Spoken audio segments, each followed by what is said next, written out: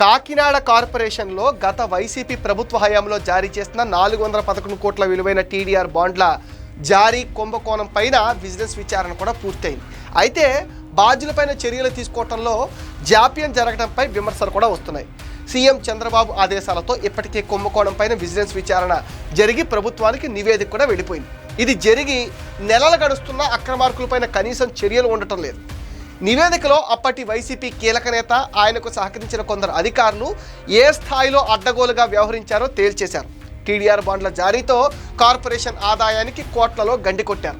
ఎన్నో స్థలాలున్నా కేవలం కొందరికి లబ్ధి చేకూర్చడం కోసమే టీడీఆర్ నాటకం ఆడారని తేలిపోయింది. 2024 ఎన్నికలకు ముందు కాకినాడ కార్పొరేషన్ వైసీపీ నేతలు పూర్తిగా దోచేశారు. తాము కోట్లలో సంపాదించుకోవడానికి స్కెచ్ వేసుకుని టీడీఆర్ బాండ్లను అడ్డం పెట్టుకున్నారు. చేతిలో అధికారం ఉండడంతో అప్పటి వైసీపీ ఎమ్మెల్యే ద్వారంపూడి తనకు నచ్చినట్టుగా బాండ్ల విలువ కట్టేశారు. కాకినాడ సురేష్ నగర్ పార్క్ వ్యవహారంలో 100 కోట్ల వరకు అడ్డగోలుగా టీడీఆర్ బాండ్లు జారీ చేశారని తెలుస్తోంది. కాకినాడ నగరానికి సమీపంలో దుమ్ములపేటలో విద్యుత్ సబ్స్టేషన్ స్థల సేకరణలోనూ అక్రమాలు జరిగాయి. 487 ఎకరాల ప్రైవేట్ భూమిని సేకరించి గజం 28,000 మార్కెట్ ధరతో కొనుగోలు చేయించారు.